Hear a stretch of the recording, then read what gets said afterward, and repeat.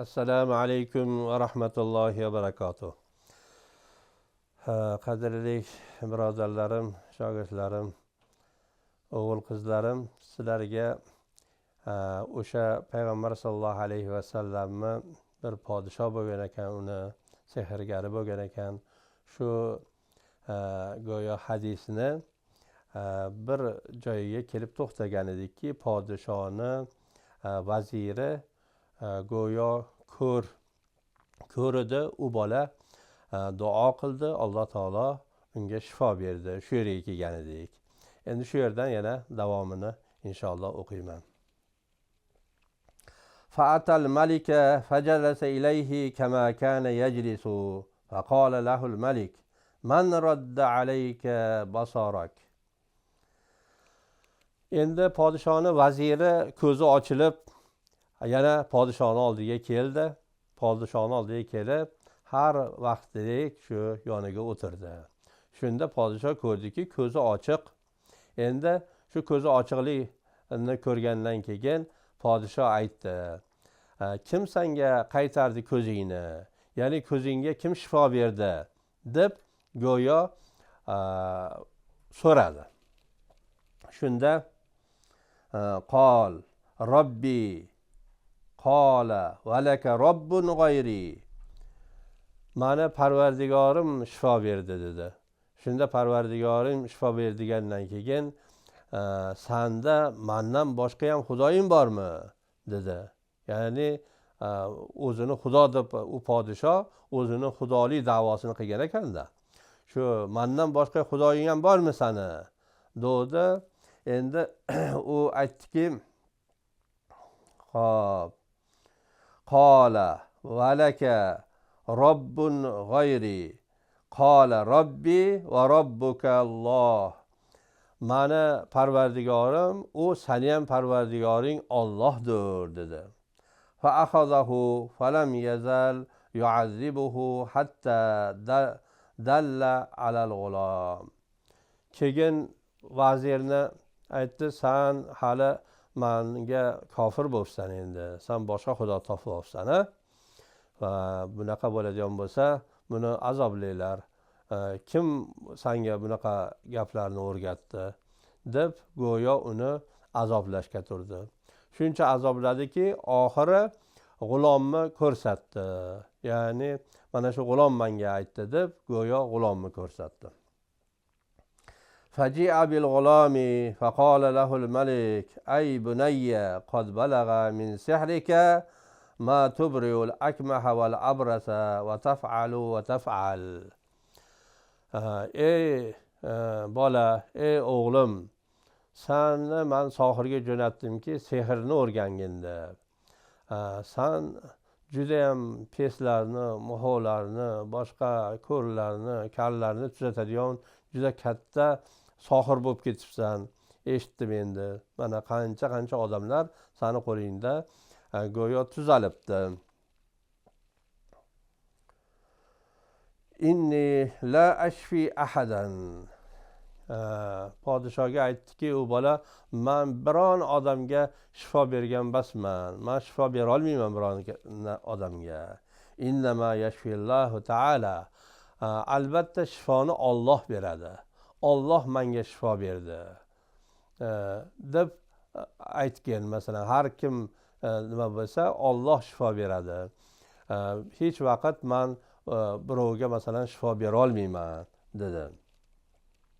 Fa akhadahu falam yazal yu'azzibuhu hatta dalla ala ar-rahib.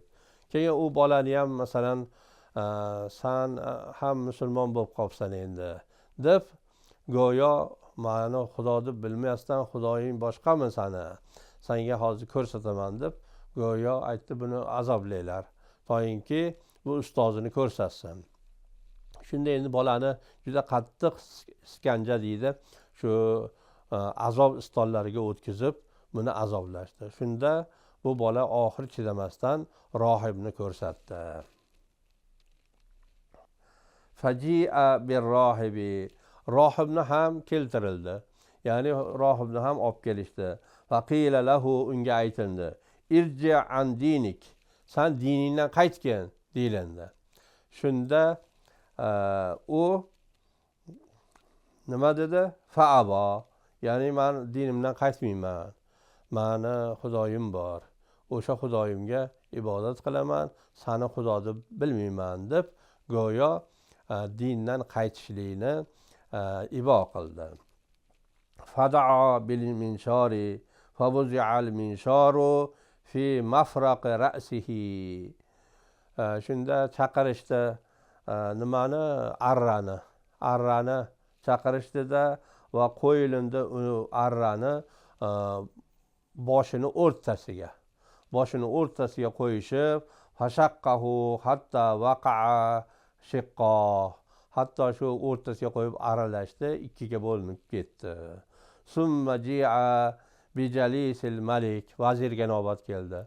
Vazirga aytishdi, qila lahu irji an dinik, bu diningdan, islomdan, musulmonlikdan qaytgin, sen xudoni tanho deyapsan.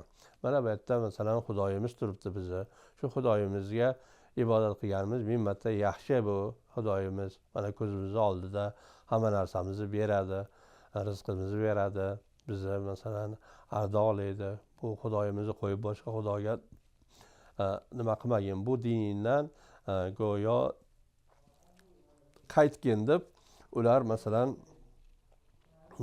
taklif qilishdi. Shunda faabo, bu nima ham, vazir ham go'yo yo'q, men bu dinimdan qaytmayman dedi.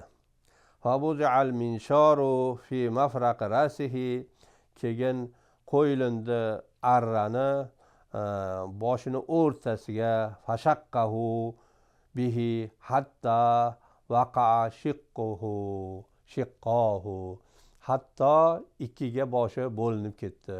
Shuncha aralab tashlashdi. Summa ji'a bil g'ulami faqila lahu irji an dinik. Endi uchinchi g'ulomga navbat keldi. Endi g'ulomga navbat kelganda g'ulomga ham aytishdiki, irji, ya'ni qaytgin, an dinik, diningdan qaytgin. Ya'ni sen bu yakka xudolikni qo'ygin, mana oldimizda xudoyimiz turibdi. Shu xudo seni masalan ilm o'rgattirdi, sohirga jo'natdi. Sen yo'ldan chiqibsan ekan, endi kofir bo'lsan. Bizni xudoyimizga masalan yana bu diningdan qaytib, ya'ni bu podshoyimizni xudo degan deyishdi. Shunda faabo, u bola aytdiki, yo'q, mani xudoyim bitta, u Parvardigor shifo beradi, u Parvardigor bizni o'ltiradi, bizni tiriltiradi deb go'yo dindan qaytmadi. Hadabahu ila nafarin min ashabihi. Podsho bir nechta go'yo xizmatkorlarini chaqirdi, aytdi, bu bolani sizlar olinglar, olib boringlar. Faqala izhabu bihi ila jabalin kaza va kaza fas'adu bihi al-jabal fa iza balagtum zirbatahu fa in raja'a an dinihi va illa fatrahuhu. Mana shu falon tog'ni olib boringlar. Shu tog'ni masalan tepasiga olib chiqib, eng cho'qqisiga, qullasiga olib borib gandan keyin bunga aytinglarki, nasihat qilinglar, bolaga nasihat qilinglar, bu diningdan qayt endi. Sen yoshsan hali, sohirligingni qilgin podshoga deb buni panda nasihat qilinglar. Agar panda nasihatimni laringni qabul qilsa, shunda buni qaytarib olib kelinglar. Agar panda nasihatni qabul qilmaydigan bo'lsa, ibo qiladigan bo'lsa, buni o'sha tog'ni cho'qqisidan yerga qulatib yuboringlar dedi. Fazahabu bihi fasa'idu fil jabali faqala Allohumma akfinihim bima shi'ta farajafa bihimul jabalu fasaqatu. Endi bu bolani olib, u go'yo askarlar tog'ni tepasiga qarab ketishdi.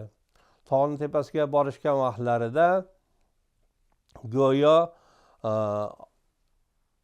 bola duo qildi, ey Parvardigoro, bularga o'zing kifoya qilgin, bularga o'zing kifoya qilgin degandan keyin Alloh tabaraka taolo o'sha tog'ni bir silkitdi, ular o'zlari tushib ketishdi o'sha joydan.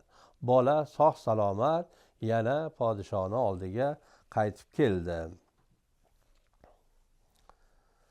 Faja'a yamshi ilal maliki, podshoni oldiga yana qaytib keldi. Faqala lahul malik, podsho aytdiki, ma fa'ala ashabuk, bu askarlarni sen bilan birga jo'natgan edim, bu sahobalarim nima bo'ldi, bu suhbatdoshlar, do'stlar nima bo'ldi deb so'radi. Shunda faqala kafanihimullohu ta'ala, Alloh taolo ularga kifoya qildi. Fatabahu ila nafarin min ashabihi, keyin podsho yana boshqa askarlarga, o'zini o'sha sahobalariga, o'zini do'stlariga aytdi, bu bolani sizlar olinglar endi dedi. Faqala izhabu bihi fahmiluhu fi qurqurin va tawassatu bihi al-bahra fa in raja'a an dinihi va illa faqzifuhu. Shunda podsho aytdiki, endi buni sizlar olib boringlar, katta bir kemaga solinglar, daryoni o'rtasiga olib boringlar, panda nasihat qilinglar, shu diningdan qaytgin deylar. Agar dinidan qaytsa qaytdi, agar qaytmaydigan bo'lsa o'sha joyda qayiqdan, masalan kemadan buni uloqtirib tashlanglar dedi. Shunda bola duo qildi. Faqala Allohumma kfinihim bima shi'ta, qanday o'zing xohlaysan bularga o'zing kifoya qilgin deb bola duo qildi. Shunda fankafa'at bihimus safinatu fagharaqu, shunda shu borayotgan kemalari birdan masalan shamol bo'ldi-yu chappa bo'lib ketdi. Chappa bo'lib hammalari g'arq bo'lishdi. Yana bola sihat salomat, Alloh taolo najot berdi bolaga. Bola yana qaytib podshoni oldiga keldi. Mana shu joyda yana bugungi darsimizni ham tugatamiz inshaalloh. Alloh taolo bu suhbatlarni go'yo mag'zini chaqib o'zimizga ibrat olishligimizga, tavhidga, Alloh tabaraka taoloni yakka yagonaligiga odamlar masalan osonlik bilan erishgan emas. Juda ham qiyinchilik, mana shunaqa mashaqqatlarda ham o'zini dinidan qaytmaganligini, ibratini olishligini hammamizga Alloh nasib qilsin. Va oxiri davona anil hamdulillahi robbil alamin.